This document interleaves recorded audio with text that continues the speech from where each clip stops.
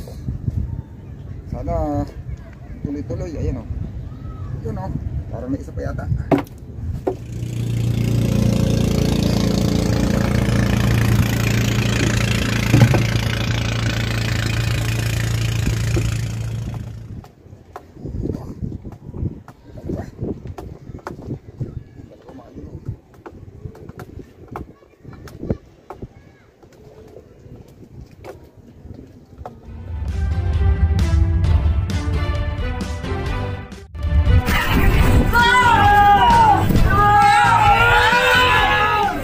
Nauli ako sa bangka. Bali solo ako ngayon. Ako lang mag-isa ang umakyat. Hinagapan ko muna at para maigaya ko yung mga gagamitin kagaya nito. May naman, may tangkil naman akong dati. Yan. Hindi ko lang alam, baka may dadating kumamayang kasama. Gawa ng kagabi. Hindi man ako umakyat, pero may maraming umakyat dito. Nagburaw din sila kagabi dito. Hindi ko lang alam kung marami silang nahuli. Basta may umakyat. Yan, susubok tayo uling mga will, mga amigo. Baka sakaling makakaulam. Medyo may silig-silig.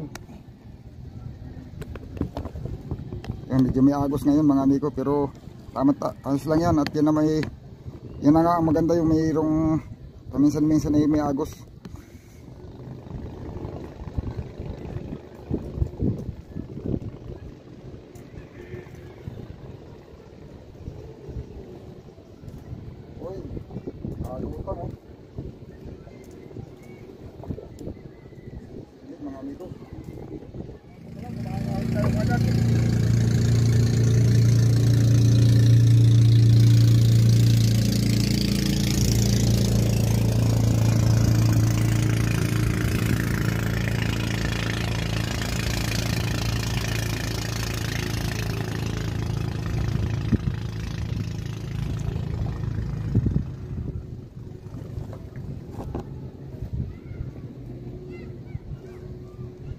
Ginamit yata ito mga amigo, hindi ko alam kung ito ay sayad.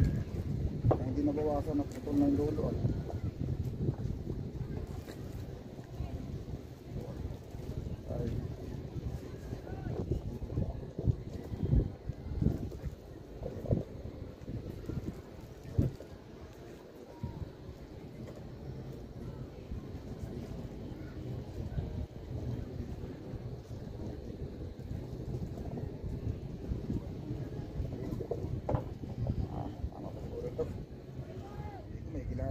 May kain na pala. Yun, may silad na. May silig, may agos. Sana tuloy-tuloy. Ayan o. Yun o, parang may isa pa yata. Meron pa.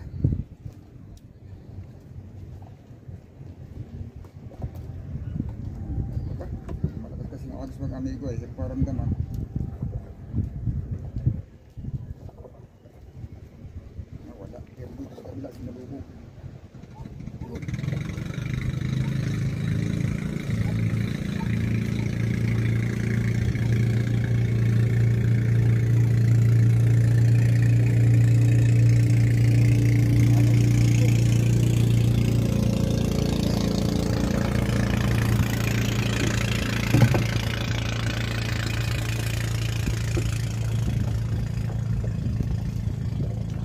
Tuloy-tuloy. Marami tayo.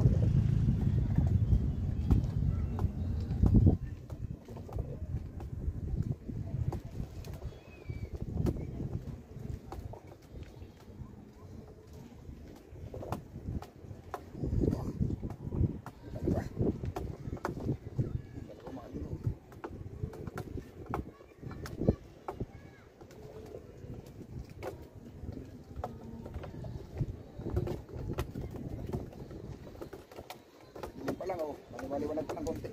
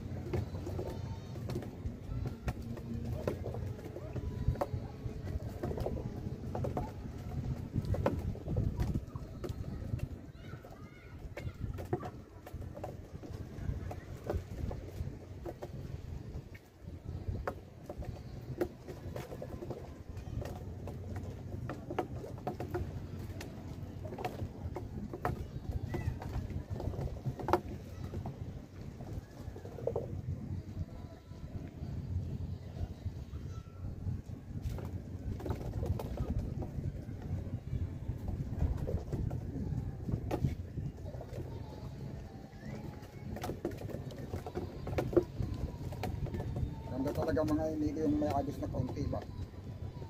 Kumakain isda pa. Pangit din pag sobrang ano, yung sobrang ulang agos-agos. Kaya nung huling gabi namin dito na nakaraan. Yun o, magilaan na. Kaya na ulit kabila. Kaya na bubog.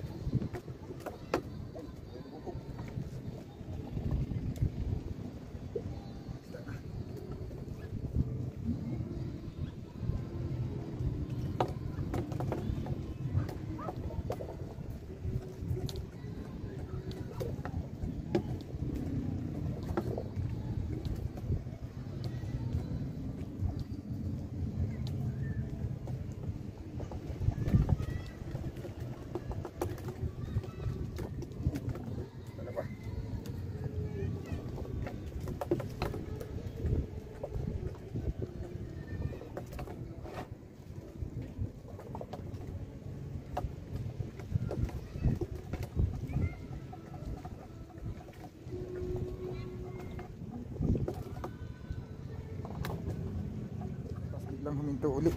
Ano? Yun, dito na. Aga pa man, kadidilim pa mga amigo. Ayan o, yung kanluran o, kompasya. Kalulubog lang yung araw. Yan ang kanluran. Sana pag humina yung agos, baka bibilo ng kain. Sana nga.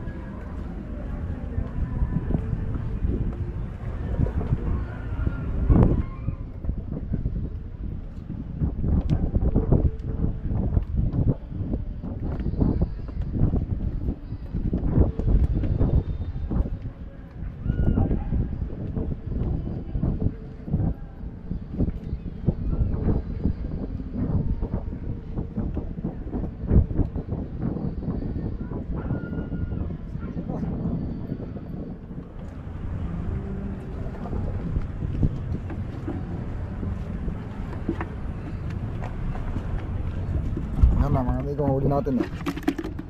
May 1 kilo na yan. Silid na natin sa ilo para hindi siya masira. Yan, 1 kilo.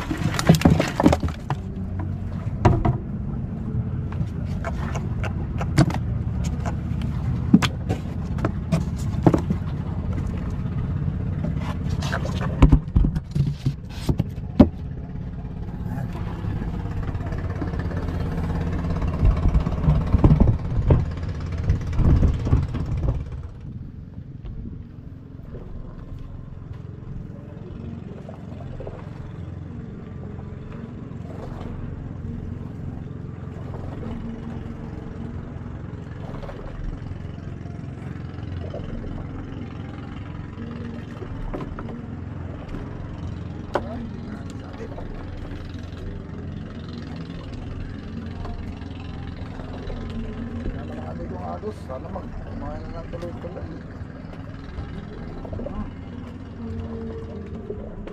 Medyo mahaba na yung kanto mga amigo at hindi ko yung kain na nasa ibang oras na yata mahigit.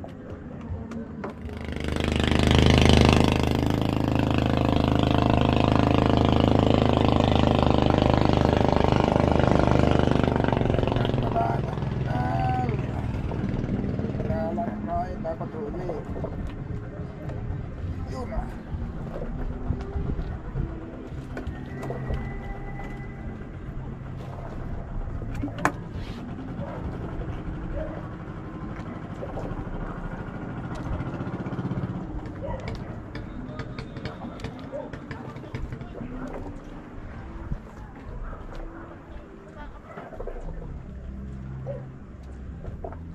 Yun, maaga na mga amigo. Medyo ano na pati, pinahatanghali na, nakakatulog ako. Walang kumain, alas 11 pa lang ay ako tumigil na kagabi. Wala nang kumain. Mahina, malaki na kasi mga amigo yung buwan. Pero may pangulam naman. Ganun din naman, natulog lang din naman ako. Kaya okay na ito. Nakakatulog naman ako eh. Isa naman sa bahay ako natulog, walang ulam. Dito may ulam. Okay. May pang ulam na. 1 kilohan. Siguro na may 1 kilo din. Ayun mga amigo. Yan lang uli ang sinakyan ko. Sinagwanan ko lang. Yun yung pum. Yan, di na yata ako makakapag-video pagbababa. Gawa ng mananagwan, mahirap pag-video. Sinasagwanan ko lang, hirap sagwanan. May agos pa naman, ayan o. Yan. Yun lang ang buhay namin dito sa Dinagan. Pagka ganitong hindi pa kami nakakalaot. Ito mga amigo, laking bangka o. Yung si Rizon yata na yan ay nasa 12 yata yan o, higit pa. Isa, 2, 3, 4, 5, 6 12 6 sa kabila ay o baka hanggang 14 pa yan, laking bangka. Nagarito rin sa amin yan. Ayan. Hindi pa sila nagsilaot, parang natutumalan din. Kung tutuusin, ano yan mga amigo, pag mga 12 feet lang na alon, kaya na yung sabayan, no? Daming paltik nyan. Pero hindi siya lumaot gawa ng medyo may lakas-lakas nga, pero kung tutuusin kaya lang na yan. Medyo mahina nga lang, mababa ang presyo ng isda. Yun, ang akala lang ng iba ay dito pagka yung nagbaba ang presyo ng isda ay yung kala nila pag bumenta ka ng mga halimbawa yung ganyan kalaking bangka mga amigo, pag bumenta yan ng mga kalahating milyon, lugi yan, lugi pa. Sa amin nga ang kailangang binta dapat hangga't maaari para makapartihin mga 200.